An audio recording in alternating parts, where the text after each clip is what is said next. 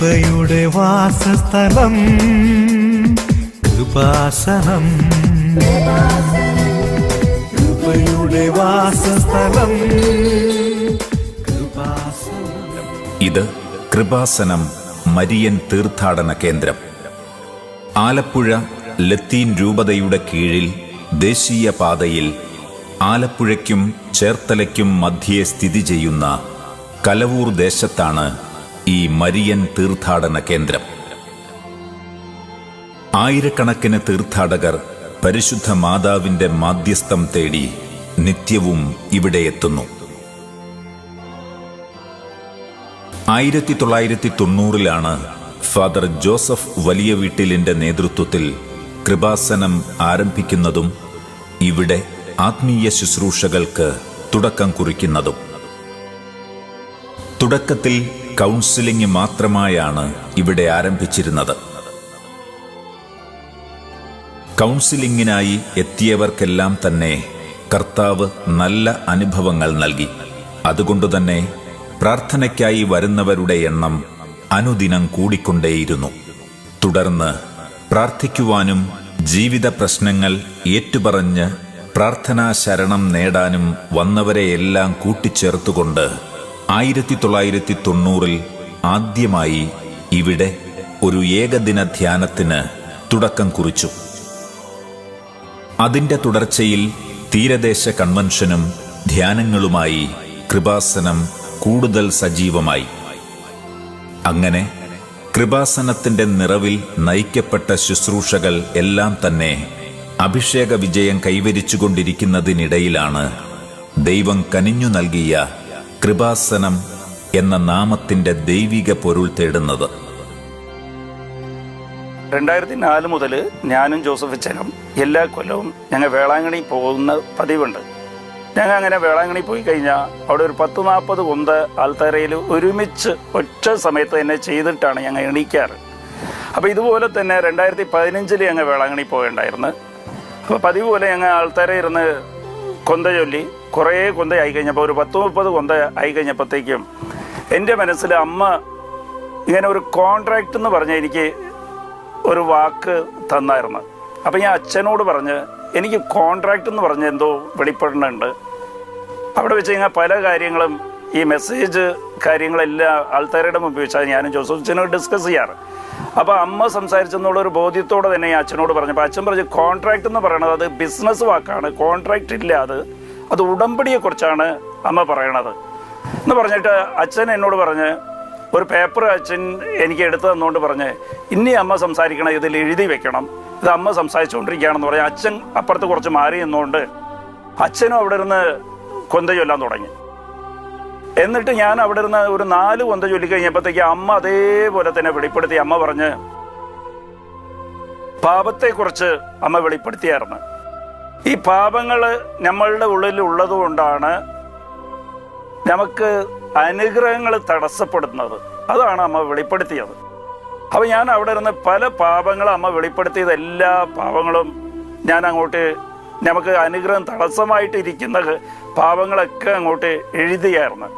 അപ്പോൾ അച്ഛൻ കുറച്ച് കഴിഞ്ഞപ്പോൾ അച്ഛനും കൊന്ത ചൊല്ലിക്കഴിഞ്ഞിട്ട് അച്ഛൻ അവിടെ ഇരുന്ന് പേപ്പറിൽ എന്തോ എഴുതിക്കൊണ്ടിരിക്കുകയായിരുന്നു. കുറച്ച് മാറിയിട്ട് അച്ഛനും ഇങ്ങോട്ട് വന്ന് എന്നിട്ട് അച്ഛൻ എൻ്റെ പേപ്പർ എടുത്ത് നോക്കിയപ്പോൾ ഞാൻ പറഞ്ഞ അമ്മ വെളിപ്പെടുത്തിയത് പാപത്തെക്കുറിച്ചാണ്, അതാണ് ഞാൻ എഴുതി വെച്ചിരിക്കുന്നത്. നമ്മളെ അനുഗ്രഹം തടസ്സപ്പെടുന്നത് പാപങ്ങൾ നമ്മളുടെ ഉള്ളിൽ ഉള്ളതുകൊണ്ടാണ് എന്ന് പറഞ്ഞപ്പോഴത്തേക്ക് അച്ഛൻ എഴുതിയ പേപ്പർ എടുത്ത് കാണിച്ചുകൊണ്ട് എന്നോട് പറഞ്ഞ് ഇതിൽ എനിക്ക് വെളിപ്പെടുത്തിയത് അമ്മ അനുഗ്രഹമാണ്. അപ്പോൾ പാപവും അനുഗ്രഹവും ആയപ്പോഴത്തേക്ക് ഇത് കറക്റ്റ് അമ്മ തന്നെ വെളിപ്പെടുത്തി. അവിടെ ഉടമ്പടി പ്രാർത്ഥന അവിടെ വെച്ച് രൂപീകരിക്കപ്പെട്ടു. കൃപാസനം എന്ന് പറയുന്നത് ദൈവമായ കർത്താവാൽ തെരഞ്ഞെടുക്കപ്പെട്ട ഒരു ജനത വാഗ്ദാന നാട് തേടി മരുഭൂമിയിലൂടെ യാത്ര ചെയ്യുമ്പോൾ ശക്തി ചൈതന്യമായി അവരുടെ മധ്യത്തിൽ സഞ്ചരിച്ചിരുന്ന സാക്ഷ്യപേടകത്തിന്റെ മേൽത്തട്ടിൽ ചിറകുവിരിച്ച സ്വർണ്ണ കിരൂബുകളുടെ മധ്യത്തിലായി സ്ഥാപിക്കപ്പെട്ട ദൈവസന്നിധാനത്തിന്റെ പേരാണ് കൃപാസനം എന്ന് പഴയ നിയമം ബൈബിൾ സാക്ഷ്യപ്പെടുത്തുന്നു. ഈ സാക്ഷ്യപേടകം ഒരു സ്വർണ്ണ പേടകമാണ്.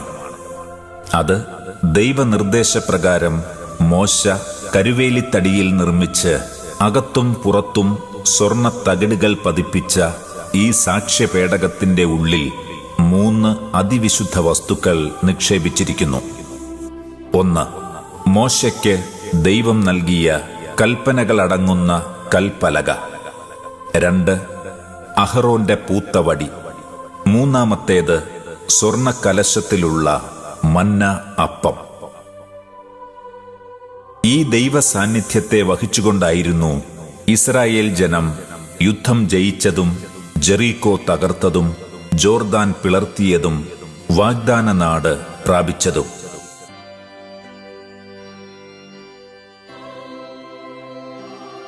സ്വർഗത്തിൽ ദൈവത്തിന്റെ ആലയം തുറക്കപ്പെട്ടു. അതിൽ അവിടുത്തെ വാഗ്ദാന പേടകം കാണായി. ആ വാഗ്ദാന പേടകം ആരാണെന്ന് വെളിപാടിന്റെ പുസ്തകത്തിൽ യോഹന്നാൻ ഇപ്രകാരം വെളിപ്പെടുത്തിയിരിക്കുന്നു. സൂര്യനെ ഉടയാടയാക്കിയ ഒരു സ്ത്രീ, അവളുടെ പാദങ്ങൾക്കടിയിൽ ചന്ദ്രൻ, ശിരസിൽ 12 നക്ഷത്രങ്ങൾ കൊണ്ടുള്ള കിരീടം. അവൾ ഗർഭിണിയായിരുന്നു. അവൾ ഗർഭിണിയാണെന്നു പറയാൻ കാരണം പഴയ നിയമത്തിൽ വാഗ്ദാന പേടകത്തിനുള്ളിൽ ദൈവത്തിന്റെ വചനങ്ങൾ കൽപ്പലകകളിലായി ദൈവം നിക്ഷേപിച്ചിരുന്നു എന്നതത്രേ. പുതിയ നിയമത്തിലെത്തിയപ്പോൾ തൽസ്ഥാനത്ത് വാഗ്ദാന പേടകമായ പരിശുദ്ധ അമ്മയുടെ ഉദരത്തിൽ ജീവനുള്ള ദൈവത്തിന്റെ വചനം ദൈവം നിക്ഷേപിച്ചത് മാംസത്തിൽ തന്നെയായിരുന്നു. അതുകൊണ്ടാണ് പരിശുദ്ധ അമ്മയെ വാഗ്ദാനത്തിന്റെ പേടകം എന്ന് സഭ വിശേഷിപ്പിക്കുന്നത്. 6 കാര്യങ്ങള് മരിയൻ ഉടമ്പടി ചെയ്യുന്നവര് ദൈവ തിരുസന്നിധി നിറവേറ്റിക്കൊള്ളാമെന്ന് ദൈവത്തോട് വാഗ്ദാനം ചെയ്യുന്നതാണ് മരിയൻ ഉടമ്പടി.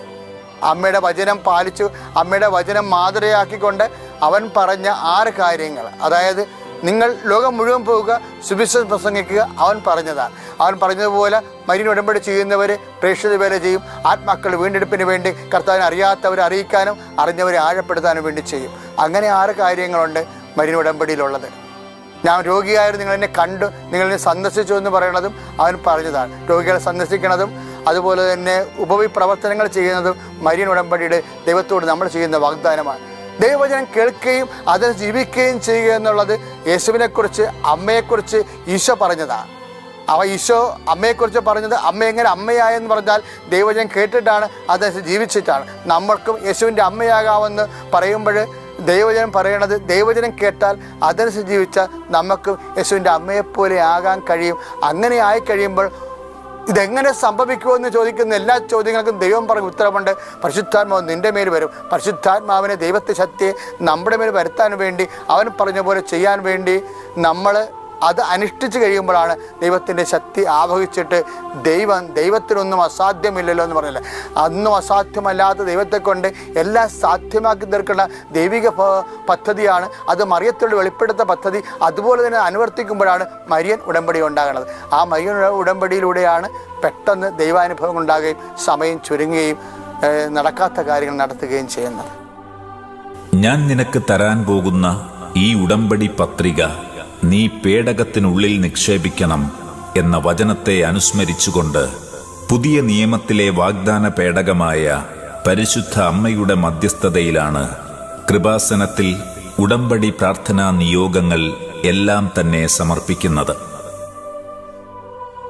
പരിശുദ്ധ കന്യകാമറിയത്തിന് ദൈവം കൽപ്പിച്ചു നൽകിയിരിക്കുന്ന മാധ്യസ്ഥ ശക്തിയെ അധരം കൊണ്ട് ഏറ്റുപറയുകയും ഏത് സാഹചര്യത്തിലും ജീവിത സന്ദർഭത്തിലും കാനായിൽ എന്ന പോലെ ഇടപെടാൻ ആത്മീയ ജീവിത സാഹചര്യങ്ങൾക്കുമേൽ മറിയത്തെ പ്രധാന മധ്യസ്ഥയായി നമ്മുടെ ഹൃദയങ്ങളിൽ പ്രതിഷ്ഠിക്കും എന്നുള്ളതത്രേ മരിയൻ ഉടമ്പടിയുടെ അടിസ്ഥാനം.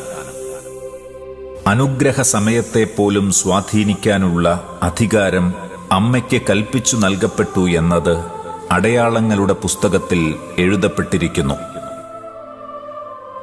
ഉടമ്പടിയിലൂടെ ദൈവാനുഗ്രഹം സത്വര വേഗത്തിൽ ലഭിക്കാൻ കാരണം അതിന്റെ തിരുവചന പശ്ചാത്തലം തന്നെയാണ്. കൃപാസന അൾത്താരയിൽ അനുഭവസ്ഥർ പറയുന്ന തീക്ഷ്ണതയേറിയ സാക്ഷ്യങ്ങളുടെ വെളിപ്പെടുത്തൽ മരിയൻ ഉടമ്പടിയുമായി നമ്മെ ഏറെ രഞ്ജിപ്പിക്കുന്നു. പൂച്ചയുടെ തലയോട്ടി പോലുള്ള ഒരു അവയവം, 2 ഹോളുകളുണ്ട്. അങ്ങനെയുള്ളൊരവസ്ഥ, അതിൽ കൂടെ ഞരമ്പുകളും മസിലുകളും എല്ലാം പോകുന്നുണ്ട്. അതിനെ ദ്രവിച്ചുകൊണ്ടിരിക്കുന്ന അവസ്ഥയാണ്. ആ അവയവം ദ്രവിച്ചുകൊണ്ടിരിക്കുന്ന അവസ്ഥയിലുള്ള ഒരു വ്യക്തിയെ ഈശോ ഇപ്പോൾ സൗഖ്യപ്പെടുത്തിക്കൊണ്ടിരിക്കുന്നു എന്ന് പറഞ്ഞു.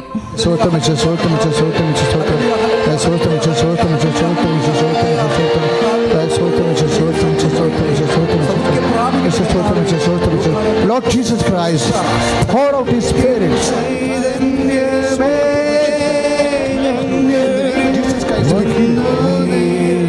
പരിശുദ്ധ പരമദിവ്യകാരുണ്യത്തിന് മക്കളെ ശ്രദ്ധിക്കുക. പൂച്ചയുടെ തലയോട്ടി പോലെ, എന്നാ പൂച്ചയുടെ തലയോട്ടി എന്ന് പറഞ്ഞത് എനിക്കറിയത്തില്ല. അതിന് വായും 2 കണ്ണും ദൂരം, ഇതുപോലെ ഒരു അസ്ഥിഭാഗം നമ്മുടെ ശരീരത്തിലുണ്ട്. 3 ദൂരം അതിനുണ്ട്. ഒരു അസ്ഥി ഇങ്ങനെ കുഞ്ഞു പൂച്ചയുടെ തലയോട്ടി പോലെ ഒരു അസ്ഥി, ഉണ്ട പോലെ ഒരു അസ്ഥിക്ക് 3 ദൂരങ്ങളുണ്ട്. അതിലൂടെ ഞരമ്പോ പേശികളോ ഒക്കെ പസ് ചെയ്യണതാണ്. പക്ഷേ 3 ദൂരങ്ങളിൽ ദ്രവിപ്പുണ്ട്. ആ അസ്ഥി ദ്രവിച്ചുകൊണ്ടിരിക്കുക. അതുപോലെ ഇത്തരം അസ്ഥിക്ക് രോഗമുള്ളവരെ കർത്താവ് ഇപ്പം സ്പർശിച്ച് സുഖപ്പെടുത്തിക്കൊണ്ടിരിക്കുന്ന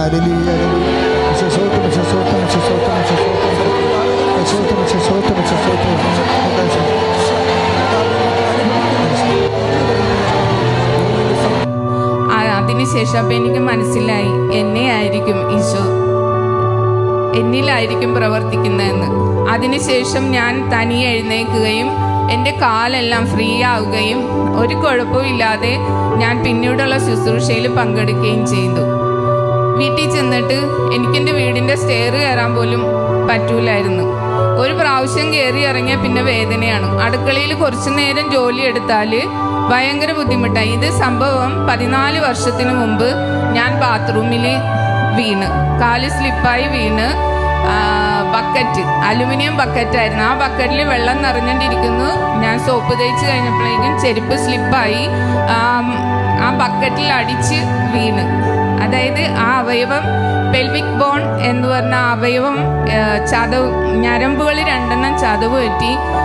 കുറേ നാളുകൾ വേദന സഹിച്ച് ലൂർദ് ഹോസ്പിറ്റലിൽ പോയപ്പോഴേക്കും ഡോക്ടർ പറഞ്ഞു 2 ഞരമ്പുകൾ പോയി, അത് ഓപ്പറേഷൻ ചെയ്യണമെന്ന് പറഞ്ഞു. ഞാൻ കേട്ടിട്ട് മോളോട് പറഞ്ഞു, ഡോക്ടർമാരങ്ങനെയൊക്കെ പറയും, അതൊക്കെ വെറുതെ പറയണേന്ന്, നമുക്ക് പോയറെ പണിയുണ്ടാന്ന് നോക്കാന്നും പറഞ്ഞ് ആ വേദനകൾ സഹിച്ച് ഇടക്ക് ആയുർവേദം, അലോപ്പതി എല്ലാം മരുന്ന് കഴിക്കും. പക്ഷേ എനിക്ക് അധികം നേരം നിൽക്കാൻ യാത്ര ചെയ്യുമ്പോൾ ഒട്ടും പറ്റൂലായിരുന്നു. എന്താണെന്ന് വെച്ചെന്നാൽ ഞങ്ങൾ താമസിക്കുന്ന ജാംനഗർ, ഇങ്ങോട്ടേക്ക് പോകുന്നെങ്കിൽ അഹമ്മദാബാദ് വരെയും ബസ്സിന് പോകണം. അപ്പോൾ ബസ്സിൽ കയറി യാത്ര ചെയ്യുമ്പോഴൊക്കെ എനിക്ക് ചാഞ്ഞ് ഇരിക്കാൻ പറ്റൂല, നേരെ തന്നെ ഇരിക്കണം. ഇരുന്നാൽ തന്നെ എഴുന്നേറ്റാൽ ഭയങ്കര വേദനയായിരിക്കും. ആ വേദന സഹിച്ചാണ് ഞാൻ കഴിഞ്ഞിരുന്നത്. ചില നേരം മക്കളെ സ്കൂളിൽ വിടുന്ന, കോളേജിൽ അവർ +2 പഠിക്കുന്ന സമയത്ത് എനിക്ക് ഭയങ്കര ബുദ്ധിമുട്ടുകൾ അടുക്കളയിൽ നിന്ന് ജോലി ചെയ്യുമ്പോഴൊക്കെ ഉണ്ടാവുമായിരുന്നു. പക്ഷെ ഞാൻ എൻ്റെ മനസ്സിൽ പറയും, ഈശോ തന്ന ശരീരം, ഈശോ തന്ന ആത്മാവ്, ഈശോയ്ക്ക് ഇഷ്ടമുള്ള പോലെ തൊഴിക്കുക, എൻ്റെ ശരീരത്തെ കത്തിവെക്കാനായിട്ട് അനുവദിക്കരുതേ. ഈശോയെ എന്നൊരു പ്രാർത്ഥന ഉണ്ടായിരുന്നു. ഈശോ എന്നെ സൗഖ്യപ്പെടുത്തി.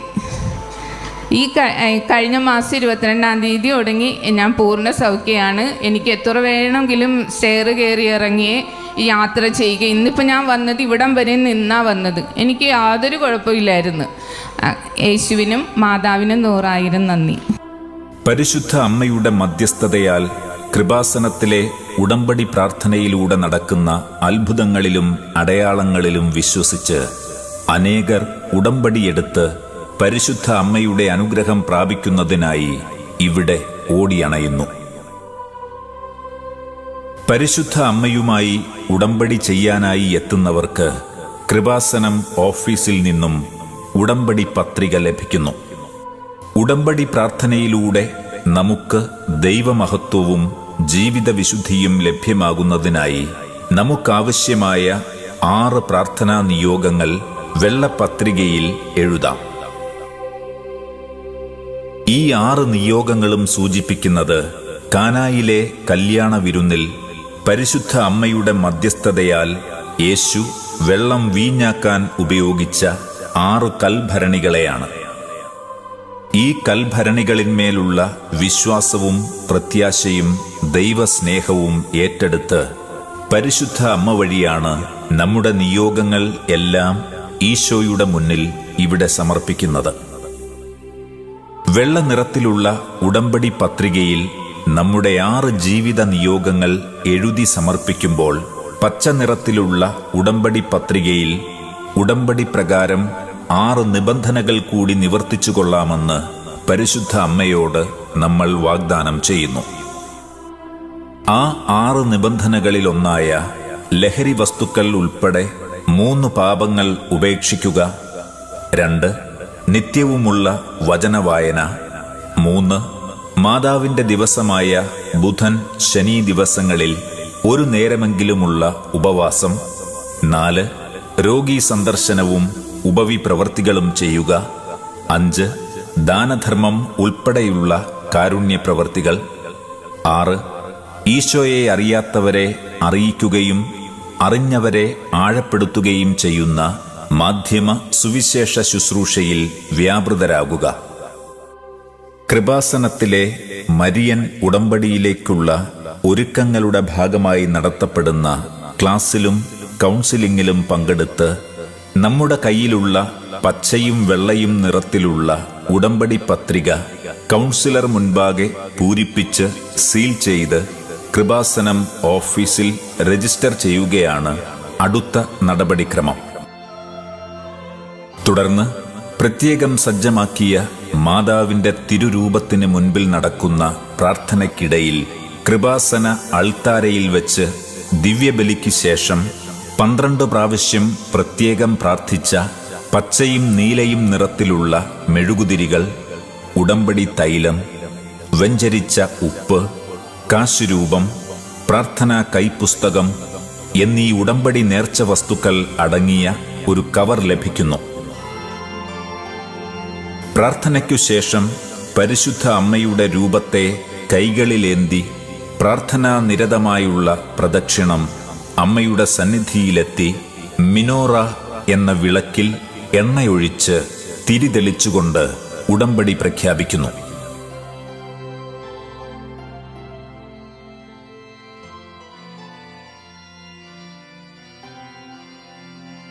തുടർന്ന് അമ്മയുടെ സന്നിധിയിൽ വെച്ചു തന്നെ പ്രത്യക്ഷീകരണ പ്രാർത്ഥന ചൊല്ലി നമ്മുടെ നിയോഗങ്ങൾ അടങ്ങിയ വെള്ളപത്രിക അവിടെയുള്ള പേടകത്തിൽ പരിശുദ്ധ അമ്മയുടെ മുന്നിൽ നിക്ഷേപിക്കുന്നു. പരിശുദ്ധമ്മയുടെ മാധ്യസ്ഥം തേടി കൃപാസനത്തിൽ വന്ന ഉടമ്പടിയെടുക്കുന്ന ദൈവമക്കൾ ഉടമ്പടി നേർച്ച വസ്തുക്കൾ എങ്ങനെയാണ് ഉപയോഗിക്കേണ്ടത്, അവയുടെ സമയത്തെക്കുറിച്ചും ഉപയോഗിക്കുന്ന രീതിയെക്കുറിച്ചുള്ള നിർദ്ദേശങ്ങളാണ് ഇപ്പോൾ പങ്കുവെക്കുന്നത്. മരിയൻ ഉടമ്പടി നേർച്ച വസ്തുക്കളുടെ പാക്കറ്റാണിത്. ഈ പാക്കറ്റിൽ 6 ഉടമ്പടി നേർച്ച വസ്തുക്കളുണ്ട്. നീലത്തിരി, പച്ചത്തിരി, വെഞ്ചരിച്ച ഉടമ്പടി തൈലം, വെഞ്ചരിച്ച ഉടമ്പടി ഉപ്പ്, പരിശുദ്ധമ്മയുടെ മുദ്ര പതിച്ച ഉടമ്പടി കാശുരൂപം, ഉടമ്പടി പ്രാർത്ഥന കാര്യകാരണങ്ങളുടെ കൈപ്പുസ്തകം. ഈ നേർച്ച വസ്തുക്കൾ 12 തവണ ദിവ്യകൃപാന അർപ്പിച്ച് അപ്പോസ്തല അധികാരത്താൽ ബഹുമാനപ്പെട്ട Kripasanam director doctor father V P. Joseph Valiyaveettil ആശീർവദിച്ച നേർച്ച വസ്തുക്കളാണ്. മരിയൻ ഉടമ്പടി നേർച്ച വസ്തുവിൽ ആദ്യത്തേത് നീലത്തിരിയാണ്. നീലത്തിരി കത്തിച്ച് പ്രഭാതത്തിൽ 6 മണിക്ക് മുമ്പായി ഏത് രാജ്യത്തിരുന്നാണെങ്കിലും ഉടമ്പടി പ്രാർത്ഥന കൈപ്പുസ്തകത്തിലെ 60-ാമത്തെ പേജിലെ പ്രാർത്ഥന, പ്രത്യക്ഷീകരണ മധ്യസ്ഥ പ്രാർത്ഥന ചൊല്ലിയ ശേഷം ഒരു വിശ്വാസ പ്രമാണം, 7 സ്വർഗസ്നായ പിതാവേ എന്ന പ്രാർത്ഥനയും 7 നന്മ നിറഞ്ഞ മറിയമേ എന്ന പ്രാർത്ഥനയും ചൊല്ലി കാഴ്ചവെക്കണം. പ്രത്യക്ഷീകരണ മധ്യസ്ഥ പ്രാർത്ഥനയ്ക്ക് നീലത്തിരി ഉപയോഗിക്കുന്നതിന് കാരണം പരിശുദ്ധമ്മ വാഗ്ദാന പേടകമാണ്. വാഗ്ദാന പേടകം നീല വിരികൊണ്ട് പൊതിയണമെന്ന് മോശയോട് ദൈവം പറഞ്ഞു. അതാണ് 1-ാമത്തെ ബൈബിൾ സൂചിക. 2-ാമത്തെ കാര്യം, 5-ാം നൂറ്റാണ്ടിൽ ബെസൻഡർ എന്ന ചരിത്രകാരൻ പരിശുദ്ധി അമ്മയ്ക്ക് നീലയങ്കി ചാർത്തിക്കൊടുത്തു. ഈ രണ്ട് കാരണങ്ങളാണ് പ്രത്യക്ഷീകരണ മധ്യസ്ഥ പ്രാർത്ഥനയ്ക്ക് നീലത്തിരി ഉപയോഗിക്കുന്നതിന് അടിസ്ഥാനം. ഉടമ്പടി നേർച്ച വസ്തുവിലെ രണ്ടാമത്തെ നേർച്ച വസ്തുവാണ് പച്ചത്തിരി. കുടുംബ പ്രാർത്ഥനയ്ക്ക് ശേഷം പച്ചത്തിരി കത്തിച്ച് ഉടമ്പടി തൈലം നെറ്റിയിൽ കുരിശു വരച്ച് ഒരു വിശ്വാസ പ്രമാണവും 7 സ്വർഗസ്നായ പിതാവേ എന്ന പ്രാർത്ഥനയും 7 നന്മ നിറഞ്ഞ മറിയമേ എന്ന പ്രാർത്ഥനയും ചൊല്ലിയതിനു ശേഷം ഉടമ്പടി കൈപ്പുസ്തകത്തിലെ 62-ാമത്തെ പേജിൽ നിന്ന് ഉടമ്പടി പ്രാർത്ഥന ചൊല്ലി പരിശുദ്ധ അമ്മയ്ക്ക് കാഴ്ചവെക്കണം. ഈ തിരിക്ക് പച്ചക്കളർ വരുന്നതിന് കാരണം പ്രളയം വന്ന് സമസ്തവും നഷ്ടപ്പെട്ടപ്പോൾ നോഹയോട് ദൈവം പറഞ്ഞു, പച്ച വിരിച്ച സമ്പൽ സമൃദ്ധിയുടെ ഒരു ദേശം നിനക്ക് ഞാൻ വാഗ്ദാനം ചെയ്യുന്നുവെന്ന്. അതിൻ്റെ ബൈബിൾ സൂചികയുടെ അടിസ്ഥാനത്തിലാണ് ഉടമ്പടി പ്രാർത്ഥനയുടെ തിരിക്ക് പച്ച നിറം നൽകപ്പെട്ടിരിക്കുന്നത്. മരിയൻ ഉടമ്പടി നേർച്ച വസ്തുവിലെ മൂന്നാമത്തേതാണ് വ്യഞ്ചരിച്ച ഉടമ്പടി തൈലം. പൂർണ്ണ വിശ്വാസത്തോടുകൂടി ഒരു വിശ്വാസ പ്രമാണവും 7 സ്വർഗസ്നായ പിതാവേ എന്ന പ്രാർത്ഥനയും 7 നന്മ നിറഞ്ഞ മറിയമേ എന്ന പ്രാർത്ഥനയും ചൊല്ലി ഉടമ്പടി തൈലം രോഗാതുരമായ ഭാഗങ്ങളിൽ ലേപനം ചെയ്യണം. അപ്പോൾ കർത്താവ് നിന്നെ സൗഖ്യപ്പെടുത്തും. സങ്കീർത്തനം 92:10 പറയുന്നുണ്ട്, ഞാനൊരു പുതിയ തൈലം നിന്റെ മേൽ ഒഴിക്കുകയാണ്. നിന്റെ ശത്രുക്കളുടെ പതനം നിന്റെ നയനങ്ങൾ ദർശിക്കും. നിന്റെ ദുഷ്ടരുടെ പതനം നിന്റെ ശ്രവണേന്ദ്രിയങ്ങൾ കേൾക്കും. മരിയൻ ഉടമ്പടി നേർച്ച വസ്തുവിലെ 4-ാമത്തേത് വ്യഞ്ചരിച്ച ഉടമ്പടി ഉപ്പാണ്. രോഗപീഠകൾ വരുമ്പോഴും തീരാവ്യാധികൾ വരുമ്പോഴും ഒരു ഗ്ലാസ് വെള്ളത്തിൽ 1 നുള്ള് ഉപ്പിട്ട് ഒരു വിശ്വാസ പ്രമാണവും 3 സ്വർഗസ്നായ പിതാവേ എന്ന പ്രാർത്ഥനയും 3 നന്മ നിറഞ്ഞ മറിയമേ എന്ന പ്രാർത്ഥനയും ചൊല്ലി സേവിക്കണം. വിഷാംശം കലർന്നപ്പോൾ 2 രാജാക്കന്മാരുടെ പുസ്തകം 2:21 ഏലിയ പ്രവാചകൻ പറയുന്നുണ്ട്, ഞാൻ ജലത്തെ വിശുദ്ധീകരിക്കുകയാണ്, ഇനി മരണത്തിനോ വിലാപത്തിനോ കാരണമാകില്ല. മത്തായിയുടെ സുവിശേഷത്തിൽ പറയുന്നു, നീ ഭൂമിയുടെ ഉപ്പാണ്. ഈ തിരുവെഴുത്തുകളെ അനുസ്മരിച്ചുകൊണ്ടായിരിക്കണം വ്യഞ്ചരിച്ച ഉടമ്പടി ഉപ്പ് ഉപയോഗിക്കേണ്ടത്.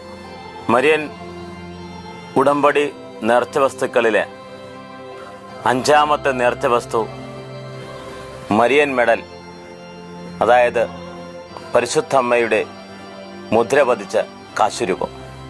പഴയ നിയമകാലത്ത് ദൈവജനം തങ്ങളുടെ നെറ്റിത്തടങ്ങളിലും കൈകളിലും കർത്താവിന് സമർപ്പിതൻ എന്ന് മുദ്ര ചെയ്ത് ഒരു ജ്ഞാപകം ധരിച്ചിരുന്നു. അത് വലിയ ദൈവകൃപയും സംരക്ഷണവും അവർക്ക് നൽകിയിരുന്നു. മരിയൻ ഉടമ്പടി കാശുരൂപം കയ്യിലേന്തി പരീക്ഷ എഴുതുമ്പോൾ, രോഗദുരിതങ്ങൾക്ക് വേണ്ടി പ്രാർത്ഥിക്കുമ്പോൾ, ഹോസ്പിറ്റൽ സംബന്ധമായ ഓപ്പറേഷൻ സ്കാനിങ്ങിന് പോകുമ്പോൾ, നീണ്ട യാത്രകൾക്ക് പോകുമ്പോൾ, കോടതി കേസുകൾക്ക് പോകുമ്പോൾ പരിശുദ്ധ അമ്മയുടെ മാധ്യസ്ഥവും സംരക്ഷണവും സാന്നിധ്യവും പ്രകടമാകും. മരിയൻ ഉടമ്പടി നേർച്ച വസ്തുക്കളിലെ 6-ാമത്തേതാണ് ഉടമ്പടി പ്രാർത്ഥന കാര്യകാരണങ്ങളുടെ കൈപ്പുസ്തകം. ഇത് 72 മണിക്കൂർ എടുത്ത് ബഹുമാനപ്പെട്ട Kripasanam director doctor father V P Joseph Valiyaveettil രചിച്ചതാണ്. ഉടമ്പടി പ്രാർത്ഥനയുടെ വിശദാംശങ്ങൾ സഭയുടെ മതബോധനമനുസരിച്ച് ബൈബിൾ പഠനത്തിൻ്റെ വെളിച്ചത്തിൽ ദൈവശാസ്ത്രപരമായിട്ട് പരിശുദ്ധാത്മാവ് വെളിപ്പെടുത്തി കൊടുത്തതനുസരിച്ച് രചിച്ചുള്ള കൈപ്പുസ്തകമാണ്. ഈ കൈപ്പുസ്തകത്തിലാണ് പ്രധാനപ്പെട്ട 2 പ്രാർത്ഥനകളുള്ളത്. 60-ാമത്തെ പേജിൽ പ്രത്യക്ഷീകരണ മധ്യസ്ഥ പ്രാർത്ഥന. ഉടമ്പടി പ്രാർത്ഥന ഈ കൈപ്പുസ്തകത്തിലെ 62-ാമത്തെ പേജിലാണ്. അതും പരിശുദ്ധാത്മാവ് വെളിപ്പെടുത്തി കൊടുത്തതനുസരിച്ച് കൃപാസനത്തിലെ പ്രതിമാസ ശുശ്രൂഷകളോട് ടാഗ് ചെയ്താണ് ഈ പ്രാർത്ഥനയും എഴുതിയിട്ടുള്ളത്. ഇത് രണ്ടും ഒത്തിരിയേറെ അത്ഭുതങ്ങളും അടയാളങ്ങളും വർഷിക്കുന്ന പ്രാർത്ഥനയാണ്. ഇത് ഉപയോഗിക്കുന്നതിലൂടെ ഒത്തിരിയേറെ അത്ഭുതങ്ങളും അടയാളങ്ങളും ദൈവം നടത്തുന്നുണ്ട്. ഓരോ യൂട്യൂബ് സാക്ഷ്യങ്ങളും അതിൻ്റെ അടയാളങ്ങളാണ്. കൃപാസനത്തിൽ നടക്കുന്ന പ്രാർത്ഥനകളുടെയും ധ്യാനങ്ങളുടെയും ഉടമ്പടിയുടെയും സമയക്രമീകരണങ്ങൾ ഇപ്രകാരമാണ്. ആത്മവിശുദ്ധീകരണത്തിനും ആത്മശാക്തീകരണത്തിനും വേണ്ടിയുള്ള വ്രത പ്രാർത്ഥനയാണ് മരിയൻ ഉടമ്പടി പ്രാർത്ഥന. കൃപാസനം ദൈവാനുഗ്രഹ സന്നിധാനത്തിലെ ഏറ്റവും വലിയ പ്രാർത്ഥനയും ഇത് തന്നെയാണ്. വാഗ്ദാന പേടകമായ പരിശുദ്ധ അമ്മയുമായി ഉടമ്പടി ചെയ്യുന്നവർ മാസത്തിൽ ഒരു തവണ കൃപാസനത്തിലെ ഉടമ്പടി ധ്യാനത്തിൽ പങ്കെടുത്ത് പ്രാർത്ഥിക്കേണ്ടതാണ്. ഈ ഉടമ്പടി ധ്യാനങ്ങൾ മാസത്തിലെ ആദ്യ 4 തിങ്കളാഴ്ചകളും ചൊവ്വാഴ്ചകളുമായി നടത്തപ്പെടുന്നു.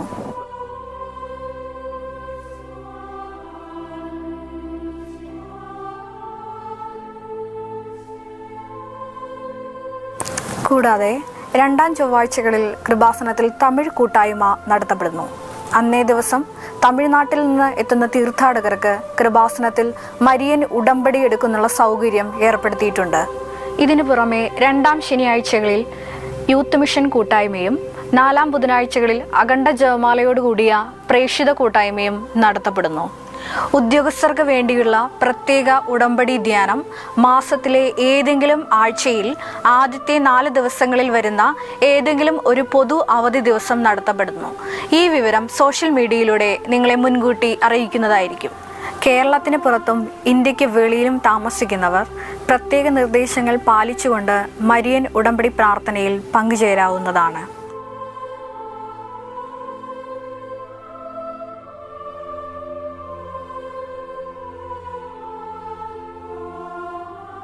ഏതെങ്കിലും കാരണവശാൽ കൃപാസനത്തിൽ വന്ന് മരിയൻ ഉടമ്പടി പ്രാർത്ഥനയിൽ പങ്കുചേരാൻ സാധിക്കാത്തവർക്ക് കൃപാസനം മരിയൻ വെബ്സൈറ്റിൽ ഓൺലൈനിൽ മെഴുകുതിരി കത്തിച്ച് നിയോഗങ്ങൾ സമർപ്പിച്ച് പ്രാർത്ഥിക്കാവുന്നതാണ്. പരിശുദ്ധ അമ്മയുടെ മധ്യസ്ഥ ശക്തി വഴി ഇനിയും അനേകം ദൈവകൃപകൾ നമുക്കും നമ്മുടെ സമൂഹത്തിനും കൈവരട്ടെ എന്ന് പ്രാർത്ഥിക്കുന്നു.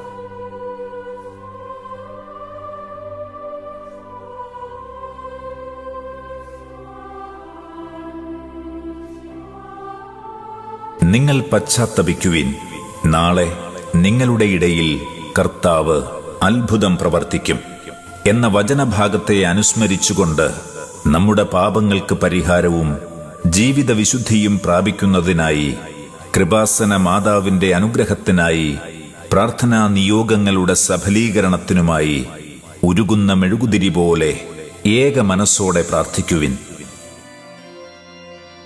ഏവരുടെയും ആശ്രയമായ കൃപാസനത്തിന്റെ മധ്യസ്ഥയായി പരിശുദ്ധ അമ്മയെ ലോകത്തിന് പ്രദാനം ചെയ്ത ദൈവത്തിന് കൈകൾ ഉയർത്തി ഓരോ തലമുറയും നന്ദിപൂർവം ദേവോ പ്രാസിയോ എന്ന് ഘോഷിക്കുന്നു. കൃപാസനം ദൈവത്തിൻ്റെ വലിയ ഒരു ദാനമാണ്. ദൈവം പ്രത്യേകമായി തിരഞ്ഞെടുത്ത ഒരു സ്ഥലം. ആ സ്ഥലത്തേക്കാണ് 4 ദിക്കുകളിൽ നിന്നും നാനാജാതി മതസ്ഥരായ മനുഷ്യർ ഓടിയെത്തുന്നത്. ഈ ഓടിയെത്തിക്കൊണ്ടിരിക്കുന്ന മനുഷ്യരുടെ ജീവിതത്തിൽ വിശ്വാസം കത്തിജ്വലിക്കുന്നു, ഭക്തി തീക്ഷ്ണത നിറഞ്ഞു നിൽക്കുന്നു. അവർ വേദനിക്കുന്നവരാണെങ്കിലും ആ വേദനകളൊക്കെ പരിശുദ്ധ കന്യകാമറിയത്തിനോട് ചേർന്നുകൊണ്ട് അത് സമർപ്പിക്കപ്പെടുന്നു. മരിയൻ ഉടമ്പടി എടുത്തുകൊണ്ട് അത് പാലിക്കുന്നവർക്കെല്ലാം സാധിച്ചു കിട്ടുന്നു. ഇതാണ് എൻ്റെ അനുഭവം, ഞാൻ സംസാരിച്ചിട്ടുള്ള വ്യക്തികളുടെ അനുഭവം. അവിടെ വിശ്വാസത്തിൻ്റെ ആഴപ്പെടലുണ്ട്, അവിടെ ഭക്തി തീക്ഷ്ണതയുണ്ട്, ചൈതന്യമുണ്ട്. ഈ ചൈതന്യം അവർക്ക് വേണ്ടി തന്നെ കാത്തു സൂക്ഷിക്കാതെ ചുറ്റും ജീവിക്കുന്ന മനുഷ്യരുമായി പങ്കുവയ്ക്കുവാനുള്ള നല്ല മനോഭാവം ഉള്ളതുകൊണ്ടാണ് അവർക്ക് ഈ സന്തോഷത്തിൻ്റെ ആത്മീയ സന്തോഷത്തിൻ്റെ നിറവിലേക്ക് കടന്നു വരുവാൻ അവർക്ക് സാധിക്കുക. കൃപാസനം എന്നും ഇവിടെ മനുഷ്യർക്ക്, ദൈവത്തിൻ്റെ മക്കളെല്ലാവർക്കും ആത്മീയ സന്തോഷം പകർന്നു കൊടുക്കുന്ന ഒന്നാകട്ടെ എന്ന് പ്രത്യേകം പ്രാർത്ഥിക്കുന്നു. അതിനായി കർത്താവിൻ്റെ പ്രത്യേകമായ അനുഗ്രഹം പരിശുദ്ധ കന്യകാമറിയത്തിൻ്റെ മാധ്യസ്ഥം വഴി അനുഭവവേദ്യമാകട്ടെ എന്ന് പ്രാർത്ഥിക്കുകയും ചെയ്യുന്നു. 1960 ആലപ്പുഴ ജില്ലയിലെ ചേർത്തല പള്ളിത്തോട്ടിൽ വലിയ വീട്ടിൽ പീറ്റർ ഫിലോമിന ദമ്പതികളുടെ 7ാമത്തെ മകനായി ജനിച്ചു. പള്ളിത്തോട് സെയിന്റ് സെബാസ്റ്റ്യൻ ദേവാലയത്തിൽ നിന്നും മാമോദീസ സ്വീകരിച്ചു. ചേർത്തല സെയിന്റ് മൈക്കിൾ കോളേജിൽ തുടർ വിദ്യാഭ്യാസം പൂർത്തിയാക്കി. ആലുവ സെയിന്റ് ജോസഫ് പൊന്തിഫിക്കൽ സെമിനാരിയിൽ വൈദിക വിദ്യാർത്ഥിയായി. തത്വശാസ്ത്രത്തിലും ദൈവശാസ്ത്രത്തിലും പഠനങ്ങൾ പൂർത്തിയാക്കി. 1985 പീറ്റർ ചേനാപ്പറമ്പിൽ പിതാവിൽ നിന്നും പൗരോഹിത്യം സ്വീകരിച്ചു. സമർപ്പിത സേവന ശുശ്രൂഷയുടെ പ്രത്യക്ഷ പർവം ഇവിടെ ആരംഭിക്കുന്നു. പൗരോഹിത്യ സ്വീകരണത്തിന് ശേഷം മനക്കോടം സെയിന്റ് ജോർജ് ഫൊറോന ദേവാലയത്തിൽ സഹവികാരിയായി തന്റെ പ്രേഷിത ജീവിതത്തിന് തുടക്കമിട്ട ഫാദർ ജോസഫ് വലിയ വീട്ടിൽ വിവിധ ദേവാലയങ്ങളിൽ സഹവികാരിയായും വികാരിയായും സേവനം അനുഷ്ഠിച്ചു.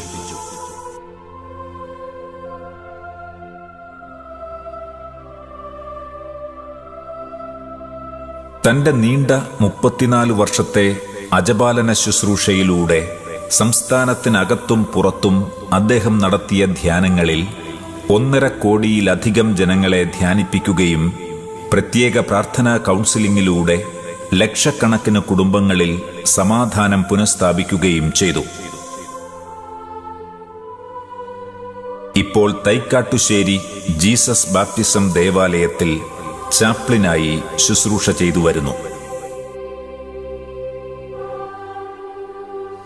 അമ്മാന പാട്ടുകളുടെ രചയിതാവായ വേദനായകം അണ്ണാവിയുടെ ശിഷ്യനും തീരദേശ കലകളുടെ കുലഗുരുവുമായ പരുത്തിയിൽ തൊമ്മി അണ്ണാവിയുടെ തറവാടാണിത്.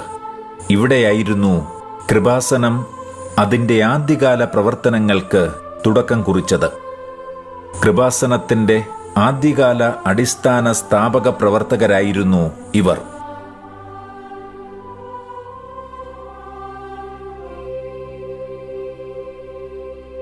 കൃപാസനം ധ്യാന കേന്ദ്രത്തിന്റെ സ്ഥാപക ഡയറക്ടറായ ഫാദർ ജോസഫ് വലിയ വീട്ടിലിന്റെ നേതൃത്വത്തിൽ 2001 ആലപ്പുഴ ജില്ലയിലെ കലവൂർ ബ്ലോക്ക് ജംഗ്ഷൻ കേന്ദ്രമാക്കി കൃപാസനം അതിന്റെ ധ്യാന പ്രോഗ്രാമുകൾക്ക് തുടക്കം കുറിച്ചത്.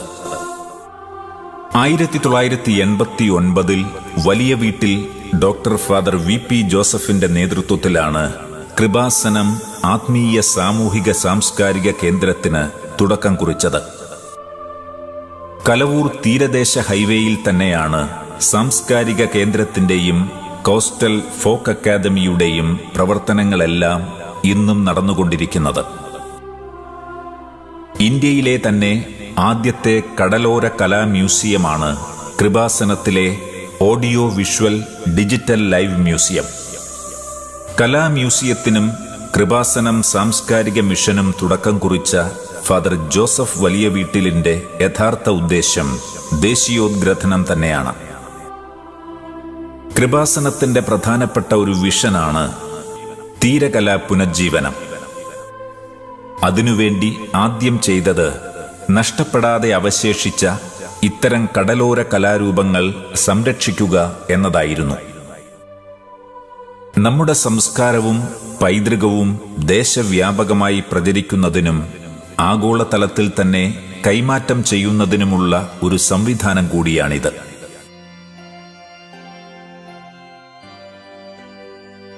കൃപാസനം സാംസ്കാരിക മിഷന് തുടക്കം കുറിച്ച ഫാദർ VPയുടെ യഥാർത്ഥ ഉദ്ദേശ്യം ദേശീയോദ്ഗ്രഥനം തന്നെയാണ്. മുംബൈ, ഡൽഹി, ചെന്നൈ, കുവൈറ്റ് എന്നീ നാടുകളിൽ കൃപാസനം പൗരാണിക രംഗകലാപീഠം ചവിട്ടുനാടകം വിവിധ സ്റ്റേജുകളിൽ അവതരിപ്പിക്കുകയുണ്ടായി.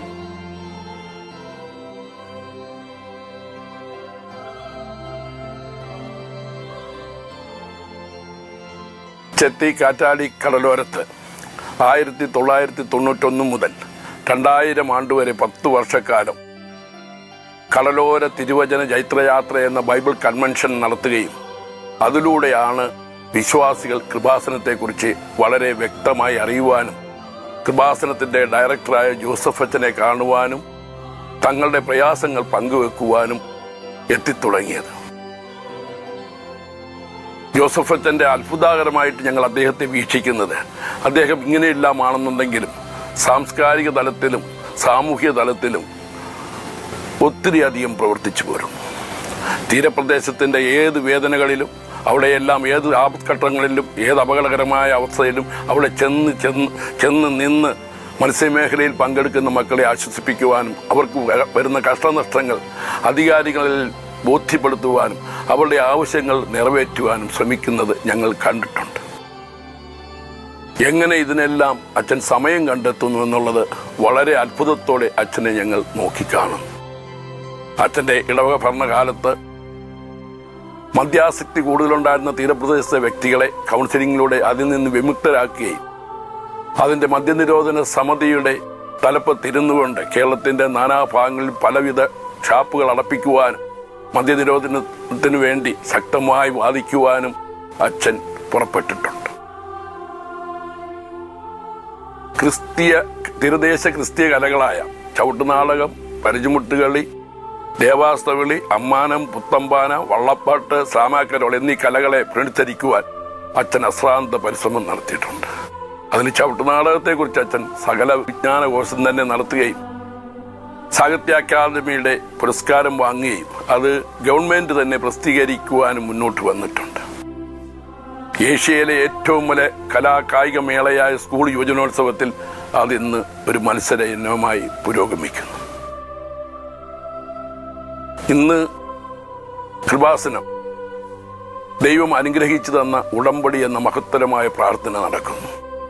ആ പ്രാർത്ഥനയിലൂടെ ദൈവവുമായി ഒരു ഉടമ്പടി വെക്കുമ്പോൾ അവനെ വിശുദ്ധീകരിക്കുവാനും ആ വിശുദ്ധിയിൽ അവൻ നിലനിൽക്കുവാനും വിശുദ്ധിയിൽ നിലനിൽക്കുന്ന ആ മകന്, ആ വ്യക്തിക്ക് വന്നിരിക്കുന്ന ഭൗതികമായ ആവശ്യങ്ങളുടെ മേൽ പരിശുദ്ധ അമ്മയുടെ മധ്യസ്ഥയാൽ ദൈവം അനുഗ്രഹിക്കപ്പെടുവാനും അച്ഛൻ ഇന്ന് ഉടമ്പടി പ്രാർത്ഥനയിലൂടെ അവനെ നയിക്കുന്നു. ഇതെല്ലാം ചെയ്യുന്ന ബഹുമാനപ്പെട്ട ജോസഫ് അച്ഛന് ഇനിയും ആയുസ്സാരോഗ്യം ലഭിക്കട്ടെ, പരിശുദ്ധാത്മാവിൻ്റെ നിറവിൽ നിന്ന് ഞങ്ങളുമായി സഹകരിച്ച് മുന്നോട്ട് പോകട്ടെ എന്ന് പ്രാർത്ഥിക്കുന്നതോടൊപ്പം അച്ഛനുമായി ഈ ജന്മത്തിൽ സഹകരിക്കുവാനും പ്രാർത്ഥിക്കുവാനും എല്ലാ അവസരമൊരുക്കി തന്ന ദൈവത്തോട് നന്ദി പറയുകയും ചെയ്യുന്നു. മനുഷ്യാവകാശ പോരാട്ടങ്ങളിൽ മുഖ്യ പങ്കാളിയും ആലപ്പുഴ രൂപതാംഗവുമായ ഫാദർ ജോസഫ് വലിയ വീട്ടിൽ എഴുത്തുകാരൻ, പ്രഭാഷകൻ, ചരിത്ര ഗവേഷകൻ, സോഷ്യൽ ആക്ടിവിസ്റ്റ്, കലാസംവിധായകൻ, കൗൺസിലർ, ധ്യാനഗുരു എന്നീ നിലകളിലുള്ള പ്രവർത്തനങ്ങൾ കടലോര മേഖലയിലെ വിശ്വാസ സമൂഹത്തിൻ്റെയും ഇതര സമൂഹങ്ങളുടെയും ആത്മീയവും ഭൗതികവുമായ ജീവിതത്തിലേക്ക് വെളിച്ചം വീശിക്കൊണ്ട് നിർബാധം തുടരുന്നു. 2017 സമാധാനത്തിനു വേണ്ടിയുള്ള doctor KR Narayanan national foundation സമാധാന പുരസ്കാരവും 2016 വൈജ്ഞാനിക സാഹിത്യ ഗ്രന്ഥങ്ങൾക്കുള്ള KRLCC സംസ്ഥാന അവാർഡും 2012 Catholic priest conference of India സംഘടിപ്പിച്ച CPCI അവാർഡും ലഭിച്ചതോടെ അദ്ദേഹം സംസ്ഥാനത്തിന്റെയും സഭയുടെയും അഭിമാനമായി മാറി. 2017 ഡോക്ടർ ഫാദർ VP ജോസഫ് രചിച്ച ചവിട്ടുനാടക വിജ്ഞാനകോശം എന്ന ഗ്രന്ഥത്തിന് തിക്കുറിശ്ശി ഫൗണ്ടേഷൻ ഏർപ്പെടുത്തിയ മികച്ച നാടക പുസ്തകത്തിനുള്ള പുരസ്കാരം ബഹുമാനപ്പെട്ട കേരള മുഖ്യമന്ത്രിയിൽ നിന്നും ഏറ്റുവാങ്ങുകയുണ്ടായി. 2004 കയർ മേഖലയിലെ തൊഴിലാളി സ്ത്രീ ശാക്തീകരണത്തിന് സഹായിച്ച നാടൻ മോട്ടോർ റാഡിന്റെ കണ്ടുപിടുത്തത്തിന് കയർ ബോർഡിന്റെ നാഷണൽ അവാർഡും 2006 KCBC പ്രതിഭ അവാർഡ്, 2008 കേന്ദ്ര ഗവൺമെന്റിന്റെ senior fellowship award, 2010 KCBC media award, 2013 IBC Cambridge degree of merit award, 2013-16 കാലയളവിൽ പ്രസിദ്ധീകരിച്ച മികച്ച വൈജ്ഞാനിക ഗ്രന്ഥത്തിനുള്ള കേരള സാഹിത്യ അക്കാദമി അവാർഡും, 2014 ചവിട്ടുനാടക വിജ്ഞാനകോശം ഗവേഷണ പഠന ഗ്രന്ഥത്തിന് international Tamil university for distance education നൽകിയ ഡോക്ടറേറ്റ് തുടങ്ങിയ നിരവധി ബഹുമതികൾ ഈ കർമ്മയോഗിയെ തേടിയെത്തി. 2018 വൈജ്ഞാനിക സാഹിത്യത്തിനുള്ള കേരള സാഹിത്യ അക്കാദമി അവാർഡിന് പുറമെ Sangeetha Nataka academy, folklore academy ഉൾപ്പെടെ ഒത്തിരിയേറെ ആദര പ്രസ്ഥാനങ്ങൾ അദ്ദേഹത്തിന് പുരസ്കാരങ്ങൾ സമർപ്പിക്കുവാൻ എത്തിയിരുന്നു.